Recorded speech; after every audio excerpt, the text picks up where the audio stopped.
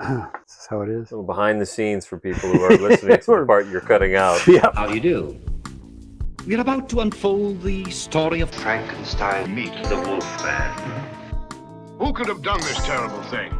Could it be the monster again? Frankenstein's monster? No, the monster was burned to death with Dr. Frankenstein. He wasn't killed by the monster.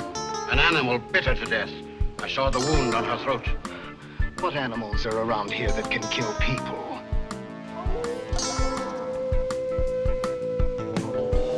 Well, we've warned you. You've been warned. Welcome back to Frankenstein Minute, the podcast that dissects the Universal Frankenstein film series minute by minute. I'm Tom Lang. That's right, Tom. And I'm Bill Evenson. And That's you right, join Bill. us for... That's right, Tom. I'm right that you're right. Yep. And you join us for minute 20, the Universal film Frankenstein Meets the Wolfman, released in 1943. Yeah. Yeah. So scant 82 years ago. And it doesn't look a day over 80. And if you join us on Thursday, January 15th, we are honoring the anniversary of Escape Switch, which aired on the BBC some 60 years ago, in which Stephen and Sarah are held hostage by the Daleks, who demand that the doctor... Plot summaries? Oh, now? I'm sorry. No. It's it's episode 9 of the Daleks' Master Plan. Episode of Doctor Who. I'm gracious enough to leave these in. So if you start doing plot summaries, they're gone. Well, Sarah Kingdom is doesn't matter. We also are celebrating the birth of Ernest Thesiger. Oh, we are, of course, that's yes. Right. We mourned his death. Last week we mourned his death. It just seemed like minutes ago. Yeah.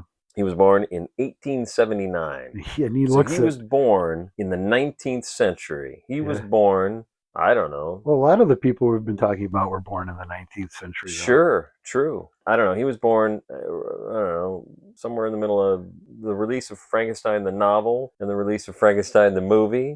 He was born a decade and a half after the end of the Civil War. He was born 20 years before Dracula was written. What was going on in the UK in 1879? Were the Germans bombing them then? Or not later? Yet. It was the Boer War then? The Boer War. Yeah.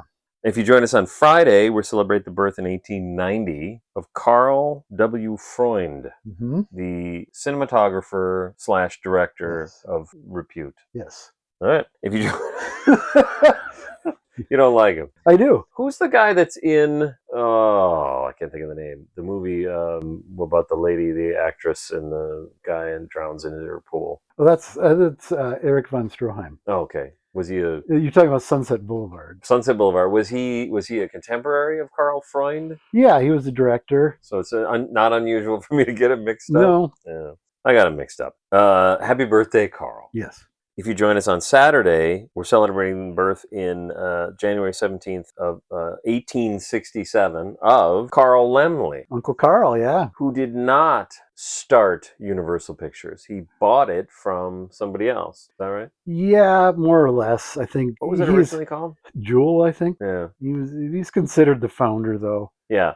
He's the one that moved out to California. He set up the Hollywood Land. Yeah. He started Hollywood Land, let's just say.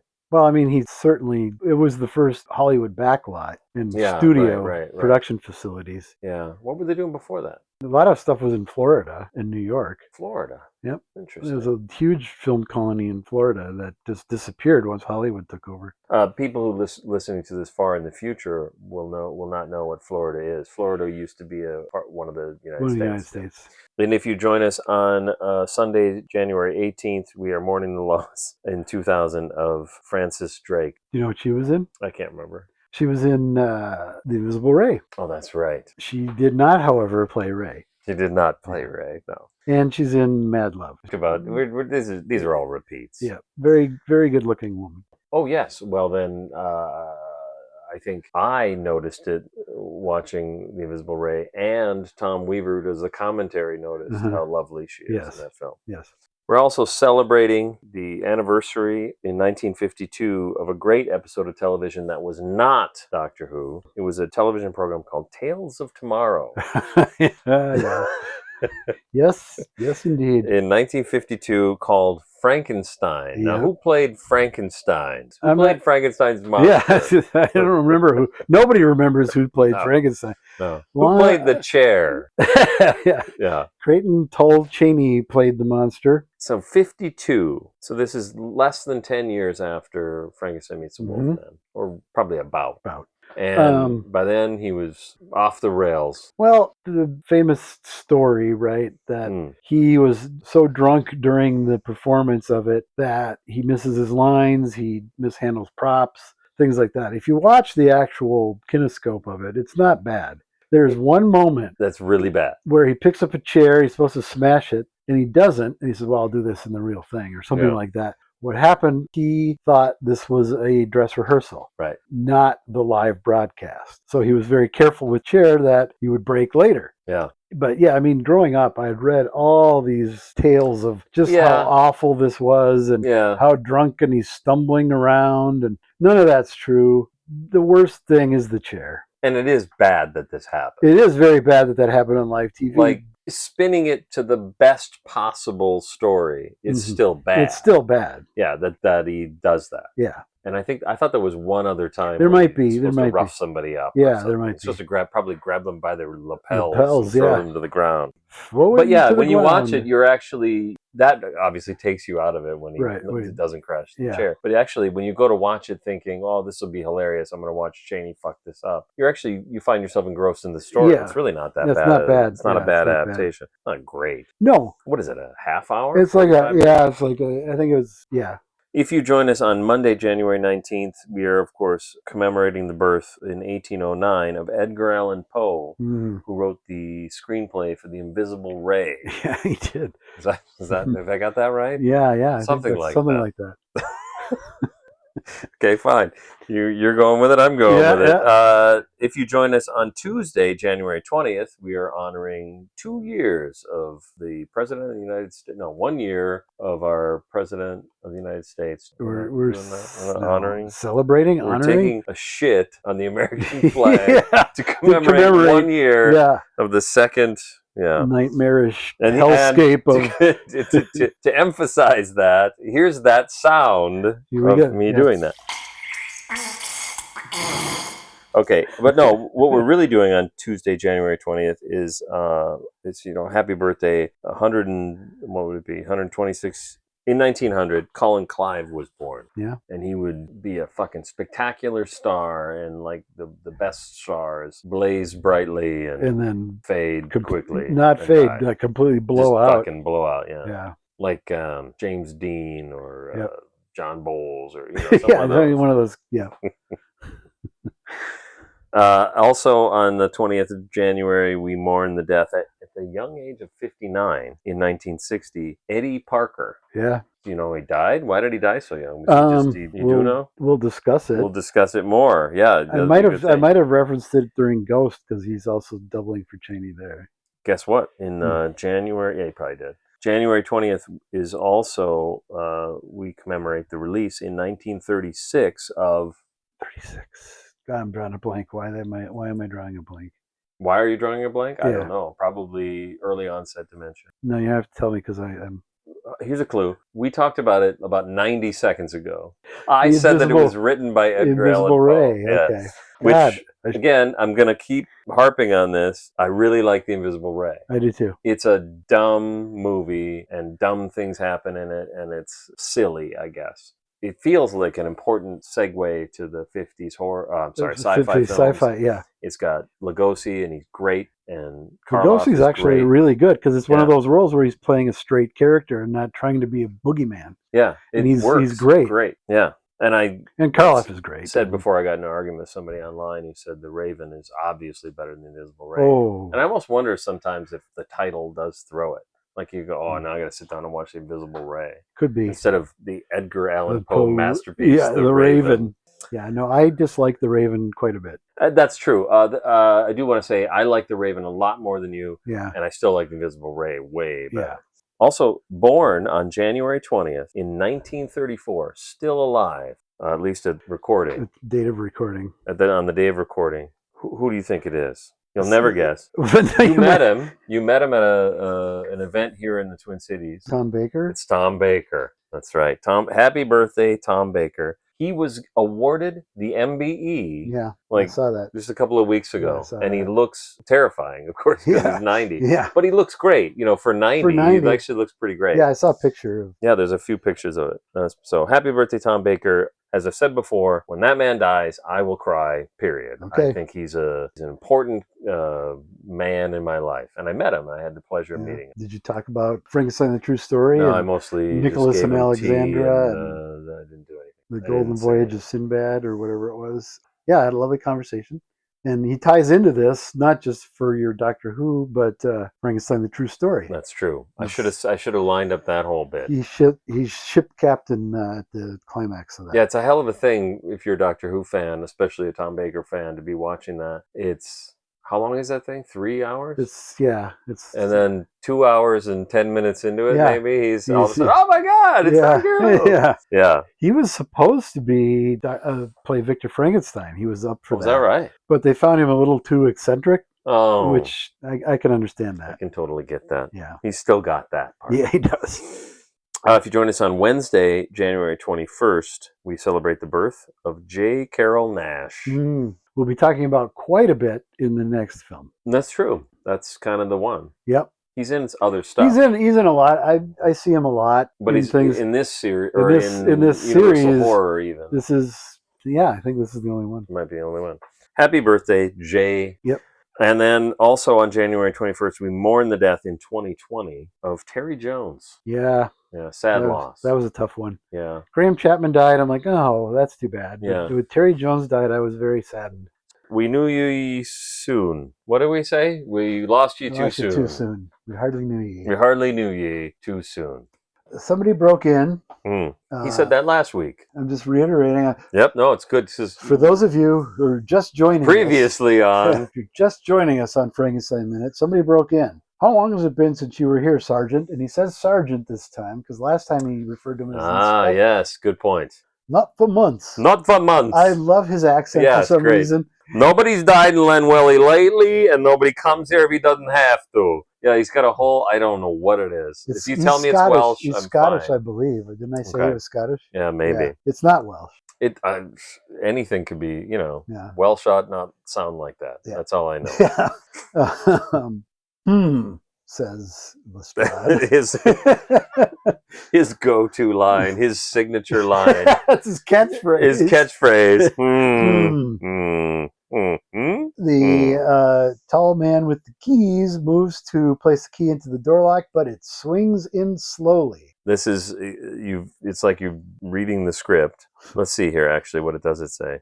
The grave digger, meanwhile, has been fumbling with his keys, but before he can put the right key into the keyhole, a heavy gust of wind rips open the door, which creaks slowly on its hinges and reveals the interior of the dark, moist vault. I noticed he's got some big-ass fucking keys. Yeah. And, they're up to, a foot long. Yeah, some of them, keys. yeah. So I asked an AI about this, and the AI probably made something up, but it does seem reasonable that in the old days, the keys, and I don't even have notes for this. I just off the cuff. So it's you got secondhand from an AI. Oh, so dear God. do with this what you will.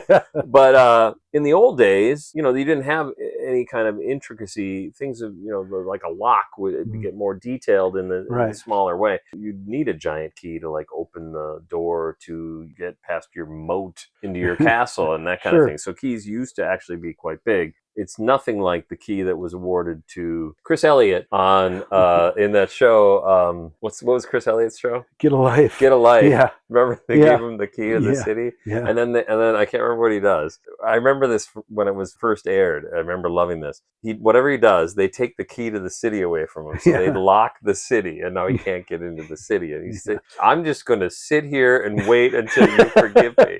And he sits down next to the door, and then the next thing they just cut to, it's just a skeleton, and they've decided to forgive him. The tall man says, "The door." Yeah. The tall man here identified as the crypt keeper. What was the crypt keeper in that I know? Tales from the Crypt. Tales from the Crypt. Yeah. Okay. This gentleman is Jeff Corey. Notable character actor. Born Arthur Zwirling on August 10th, 1914 in New York City. Died 88 years later on August 16th, 2002 in Santa Monica. Okay. He was very, very, very liberal. Oh. He was How do you know he was very liberal? Because he was briefly a member of the Communist Party. He quit. Basically, he told the House Un-American Activities Committee to fuck themselves. So he was blacklisted for a while. Got into theater then as a result of that. Did a lot of theater. Then he made a comeback. Career was twice interrupted, once for World War II and then once for being blacklisted. How did the interruption for World War II take place? Did he serve? He served. Yeah. Nicely done. Yeah. Yeah, I mean, if you're gonna, try to display your liberal credentials, fighting fascism you can't always get any a plus. Much more liberal than that. Yep. He was a very respected and influential acting teacher. Speaking of the House Un-American Activities and You Bet Your Life, what's the band leader's name on You Bet Your Life? Can't remember his name. Oh shit! Have you heard this story where Groucho, the network came to him and said, "You got to throw the band leader out because he's a communist, and he's going to say you're also a communist." So Groucho threw him under the bus, and apparently Groucho regretted it for the rest of his life. I would imagine, because Groucho was very liberal as well. Learning that Groucho was literally a member of the Communist Party was like, yeah, that sounds about right. Yeah, that checks. That sits right. Yeah. Well, great. What's this guy's name again? Jeff Corey. Jeff Corey. Good name. 242 credits. Oh. From 1937 to 2000. Really? Really. All right. He's in You'll Find Out with with Bela Lugosi and Boris Karloff. The Devil and Daniel Webster. Okay. The Killers from 1946. It's a great film noir with Burt Lancaster. Robert Siodmak directed it and did a great job. It's where the Dragnet theme first came from. Dun, dun, dun, dun. It's really in it's there? part of that score, yeah. Oh, wow. Miracle on 34th Street. Heard of that? One of my favorite Christmas films. movies, Is it? Do you try to watch it regularly? I don't know if I've ever. I don't watch anything regularly anymore. Yeah, I suppose. Unconquered with Boris Karloff. Karloff has a smaller role in it. He's an Indian, I believe. Oh. Or, sorry, Native American, I believe. Man. He's not a gypsy, is he? No. He's not a gay homosexual? He's not a... That's out. That's out. Yeah, cut that out. Yep. Superman versus the Mole Man, and the Mole Man, one or the other. It was the pilot film for the TV series with George Reeves. I don't even know that. Yeah. I didn't know that. It was made as a feature film. Okay. Very, very, very, very, very cheaply. And it's George Reeves. Is it Lois and Jimmy? Yeah, it's the whole thing. Yeah, it's all the people I would know. I think so. Yeah, huh. It plays differently because it's mostly on location. Not a lot of stuff in Metropolis. Oh, okay. They're on a different. I suppose. I was going to say I was assuming it was going to be the animated one. Nope. Okay. The Outer Limits.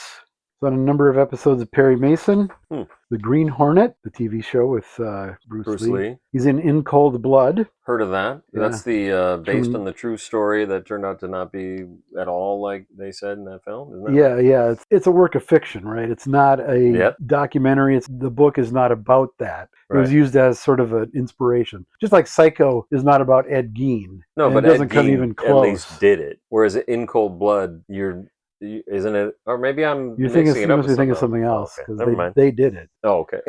Well, no, I know they did it. I thought for some reason you were led to believe that maybe they didn't. No. Okay. A couple episodes of The Wild Wild West, the show I like quite a bit. Do you? Yeah. I should watch it. It's great. It's sort of the origination of steampunk. Yeah. They made a movie with Will Smith and a giant... Don't. Okay. Whatever you do. Who's the star of Wild Wild West? Robert Conrad. I saw him on something. I'll turn on the movies channel I turn on the movies channel, whatever one that is, 9-3 or whatever. Right. Just leave it play during the day, and I saw Robert Conrad in something, and it was like, whoa, man! And when this guy's on the screen, he's electric. That guy. No doubt. I'm surprised. You fucking knock a battery off of that guy. It just suddenly occurred to me. I said he was electric. Yeah. I dare you. Like, I wouldn't have knocked it off. I'm sorry. Everybody knows what that is. It was Eveready or Duracell or something commercial. Like I would have thought once you said Eveready, that sounded right. Yeah. He dared you to knock the battery off his shoulder. He stuck a battery on his shoulder and said, I dare you to... What was the point I don't know. I don't remember, but... Was he in those... I bet he was. Those fucking like Olympics for TV people. What was it? Oh, called? the Battle of the Network Was he Stars. in? I think he was in a lot of he those. was And in, I feel like Gabe Kaplan has since come out and said the guy was an asshole. Oh. But I don't know. I don't really care. He just had a presence. Oh, absolutely. Yeah. It was. I haven't seen much Robert Conrad stuff. I should do that. I'll watch that. It's really good. Big role on an episode of Star Trek. Don't ask me what it was or who he was. Or which Star Trek? No, the original Must series. have been the original. Yeah. True Grit, the John Wayne version, which is laughable compared to what the Coen brothers did. I still haven't seen either one. Yeah, well, I watched about half of the Coen brothers one, and I got distracted or something. I liked it a lot. Yeah, I should watch that. It suits their style of dialogue really well, and Jeff Bridges was perfect. Maybe I did watch it. That little girl I know was impressive. She was great, yeah. Is the original John Wayne True Grit also based on the little girl, or does she have a smaller role? It's the same story. Same story, yeah. Okay. She's older in that, and it whitewashes it a lot. Not racially, but just overall. Yeah. It's almost cartoonish when you watch it compared to the Coens. Oh, well, all right. So what order should I watch them in? I should watch the original first? Actually, what I did, because I had already seen the John Wayne one years and years and years ago, but we went and saw the Coens at the theater, and that was way better than the original one. And my wife at the time said, "Well, I haven't seen that." I got it that day, and we watched it, and it was pretty hilarious. Oh, interesting. He's in Beneath the Planet of the Apes. He's one of them. Like, I just watched Airplane recently. I should watch 0 Hour. Yeah. I wonder how that. I don't know. I've never done that. Never done that. Beneath the Planet of the Apes is one of the mutants. Oh, Beneath. Yeah. So the second one. Yeah, he's one of the mutants worshiping the bomb. I don't think who we're even talking about. This guy holding the keys? Yeah. Huh. Little Big Man. Wow. He's Wild Bill Hickok in Little Big Man. Jeez. Couple episodes of Night Gallery. Couple episodes of the Bob Newhart Show. $6 Million Man. Starsky and Hutch. Bionic Woman. Is he Bigfoot? No. He's in the movie Oh God, which when I saw it afterwards, I said, "Oh God." Oh, really? It's bad? I didn't like it. This one's for Jason. He's on a couple episodes of Barney Miller. Oh, fantastic. Is he a gay homosexual? He's not. Oh, okay. He's a straight heterosexual. Oh, how do you know that? You remember him in it? Yeah. Okay. Yeah. Battle Beyond the Stars, which was sort of it was a big hit in the early 80s. Yeah. I don't remember what he's in that. I haven't seen it in 100 years. Is it the one? Or no, I'm thinking of Battlestar Galactica was the one where the head of the special effects for Star Wars did the special effects for it and got thrown out of Lucasfilm or out of Industrial Light and Magic, which is basically Lucasfilm. He was in the infamous show Manimal. You have to have heard of that. I think the thing about Manimal is it became jokes that lasted for years. Where other people would just say the outrageous things in like comedy sketches. Yeah. And they were talking about Manimal. Yeah. It's referenced a lot on Mystery Science Theater. Oh, is it? Yeah. Okay. Conan the Destroyer. Oh, with Sarah Douglas and, what's her name? The black lady. Grace Jones. Yeah. And of course, Arnold Schwarzenegger. Yeah. Not a good movie. It's not great. Yeah, it's like such a letdown from the first one, which has its own issues. It has its own flaws, but at least it's engaging. It's engaging, and it has a tone that it holds to. Right. And Conan the Destroyer is just dumb. But I love the idea that Sarah Douglas and Grace Jones met making that film. Because I've met Sarah Douglas, so I friended her on Facebook, and they'll still hang out. Oh, really? So periodically she'll post pictures hanging out with Grace. Oh, that's Grace awesome. Jones and Sarah Douglas. That's awesome. Yeah, it's pretty cool. Newhart, he was on as well. All right. Reprising his role. I don't believe so. Newhart. I don't know. And he did tons and tons of TV. That you didn't list a bunch, or you just? I just got tired of writing. But I mean, cool. Once you know who he is, he's instantly recognizable in things. Okay. Does he always have the keys? Is that how you know? Yeah, that's how. They enter the mausoleum. Well, he says the door, and Owen says, "What about it?" He says it as they're entering. Oh, that's right. Yeah. That's right. Broken from the inside. So that dialogue is not in the script this version of the script, the one that you bought. That I don't know again about what Scott Gollinghouse and all those folks have up to. The other guy, Greg Mank, are trading back and forth, but it's not in this one. Well, I would imagine Weaver has something to do with it as well. But it's just like it opens and they just walk in. Okay. It takes a lantern from the crypt keeper, looks at the lock with it, then looks around. Oh, I'm sorry. I do have some. I'm sorry. I fucked this up. Yeah, I do have something. Totally ruined my phone. Owen's the first one to step towards the door. Okay. He pushes it open wider with his rolled up umbrella. Then, taking a flashlight from his pocket, he enters. The other men, hardly close behind him, follow. I don't know. I think that's interesting. Okay. This is not at all what happens here. Nothing like it. He spots Freddie Jolly on the ground. Oh, yeah, no. So, okay. So what happens, I think is interesting is what about the door? It's broken from the inside. Yeah. So then for about 2 seconds, everybody's looking at the door. Yeah. Just like, wow, this is so interesting, this door. And then Owen loses interest and trails off. Yeah. But in the meantime, especially Mannering, but also these other two guys are staring and inspecting the door. Yeah. Mannering hasn't come all the way onto the set yet. You know, he's still back partway in the door. So he's just staring at the outside of the door. Then we cut to a wider shot where it happens even further. Yeah. Owen now comes around he starts looking around the mausoleum. Yeah. And Mannering is doing a deep inspection of the door, which it's one of those things like I talked about Bowles just not being in the scene. But at least here, Knowles, I didn't realize Knowles and Bowles was going to rhyme. Oh, that threw that's me. Cute. But Knowles is he's doing a deep inspection of that door. He's looking it all over. Yeah. And so what I think is interesting about that is the door is evidence that a crime has been committed. Mm-hmm. The leading officer present wanders away. He's just like, whatever. I don't give a shit. I got work to do. Once you notice it, Mannering is just, it's great. It's just like, just stare at the door. Like he went to the director and said, what should I do?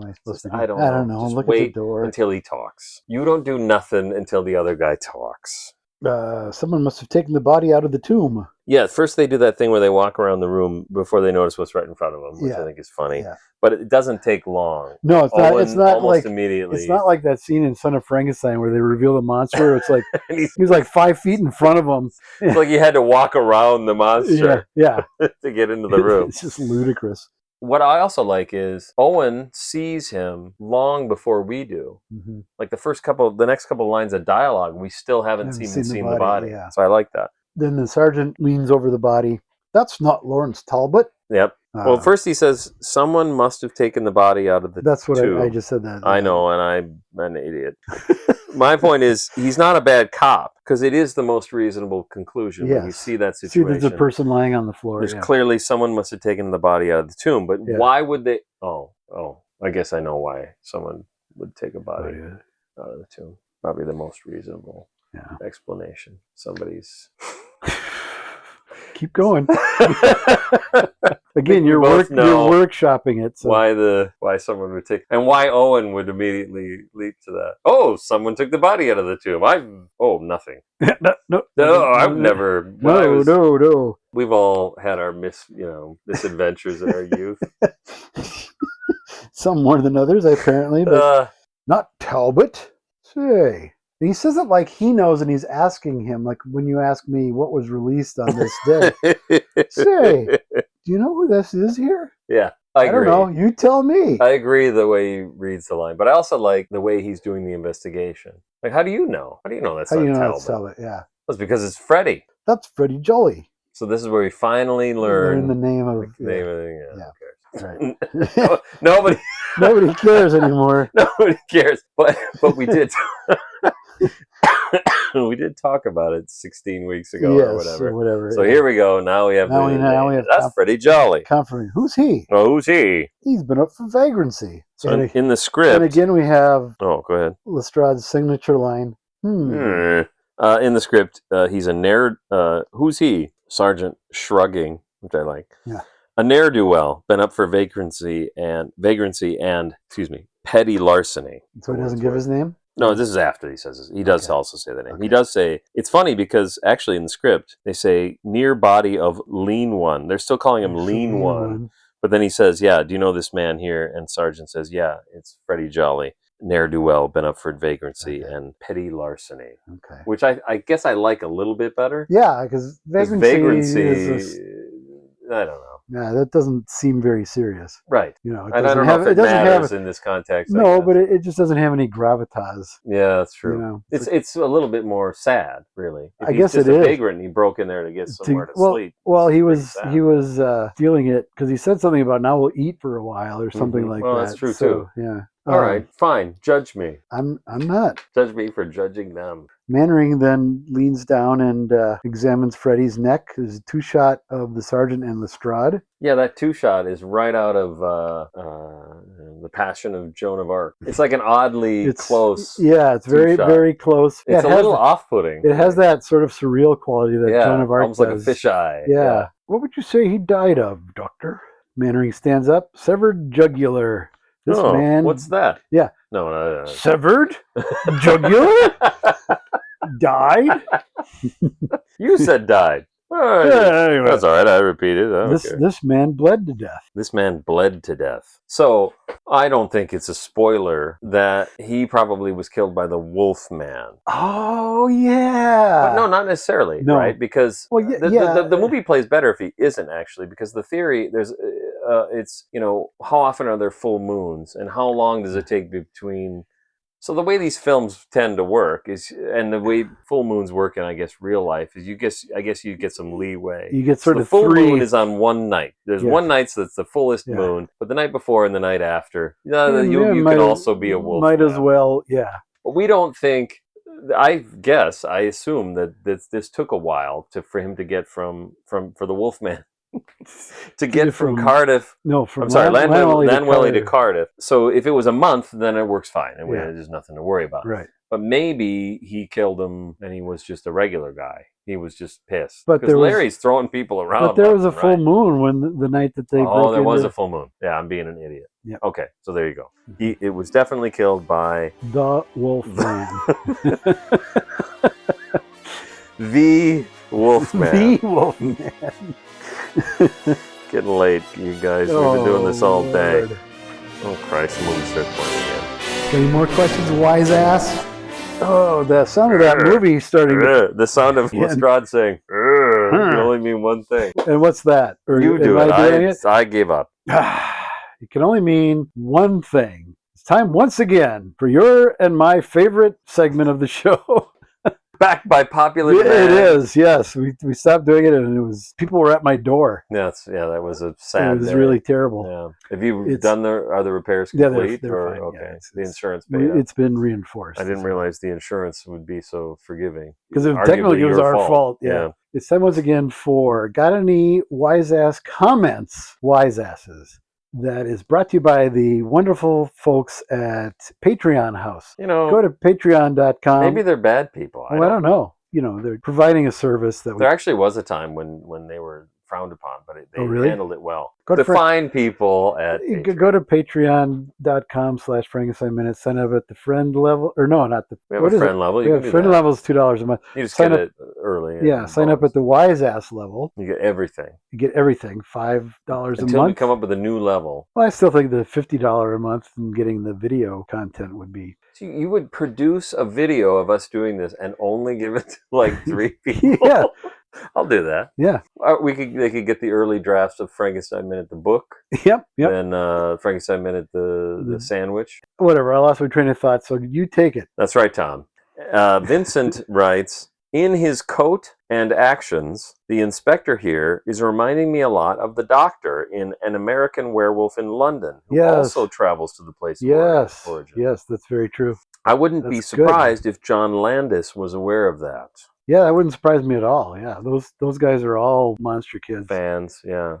Anyways, I love that kind of rational character who is confronted with something completely beyond logic and reason. Yes, that's interesting because we're going to go on this journey with this character. If you haven't seen the film, if you're watching it minute by minute, which my brother said he was going to do when he saw we were doing it, he's like, should I watch it minute by minute? I'm like, I don't know. It's hard if you're not a Patreon because where it cuts off is if you're not a Patreon to watch it minute by minute. Oh, I see. I see what you mean. You have to literally hit pause. Yeah, I suppose that's true.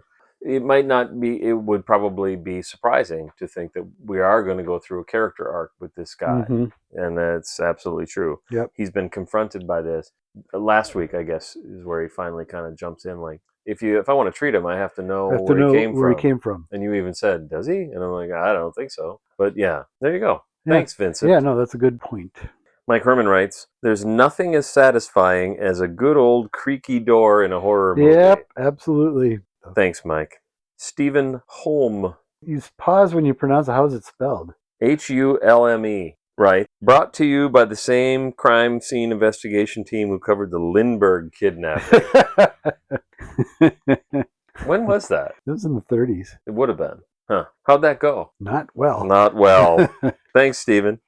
Charlie Paulson writes, I've always found it odd that the fire that happens earlier doesn't get mentioned here. That's a good point. That's a good point. They don't find any burn marks on Freddy at all. No. Weird. Yeah, that's a really good point. Maybe In fact, the remember I was Wolfman- going to do a bit. Yeah. Yep. Maybe we This is the totally end. forgot about It's it. done. The bit's over. Maybe the Wolfman stomped it out before he cut his throat out. Yeah. Or ripped his throat out. I guess we assume he was on the way to transforming. Does the Wolfman ever directly confront his victim as he's Turning? Yeah, other than in this film at the beginning? No, because he always has to like pause and remain absolutely motionless for like 30 seconds. Funny that. And then, or else he's locked in a hotel room and... So thanks. no one... No. Background Noise Comic, a.k.a. John Hazard, writes, he bled to death, but there's no giant pool of blood. Yeah, this crime scene is very suspicious. Okay, well, that is because he's a victim of the production code. Okay, it might mean that. They could not show a big pool of blood. Well, it might mean that, or, as John theorizes, he bled to death, but there's no giant pool of blood, meaning cuddly old Creighton lapped it all up doggy style, which is an interesting use of the word doggy It is. style. That could very well be. Pretty grisly to think about. That's really gruesome, yeah. Thanks, John. These are good questions. Yeah. It's funny that we watch these minutes repeatedly and never thought about the fact that it was on fire. Yeah. Or where the blood went. Yeah. Well, I just assumed that you're not seeing the blood because it's a code movie. Right. That makes sense. They couldn't do that. But you barely see anything on his neck. And yet, when I proposed that Chaney is still wearing his jammies when he's the Wolfman, it's just dark out, you ridiculed me. Because it's ludicrous. Yeah, it probably is. But so is that. Yeah, it is. All right. Okay, bear in mind, this whole film is ludicrous when you really stop to think about it. This whole series gets is more ludicrous. and more ludicrous, I guess. Yeah. That's actually something well, I shouldn't say that. I guess Bride of Frankenstein is maybe more ludicrous than any of them, with the homunculi and all that stuff that goes on. Yeah, but that's deliberately ludicrous and tongue-in-cheek. But still, I was going to say, does it get more and more ludicrous? Because now we've got, as we've talked about, this movie now has werewolves in it, this movie series. That was about lumbering... Reanimated corpse, which was fine, of course. Yeah, that's absolutely fine. Yeah. That's it. That's all we got? That's all we got. Okay. So go to YouTube, or if you're watching us on YouTube and you like this episode, you can go ahead and just hit like and then maybe subscribe as well. If you didn't like it, do not hit the thumbs down. Yeah, don't hit the thumbs down. That would be weird. That's a dick move.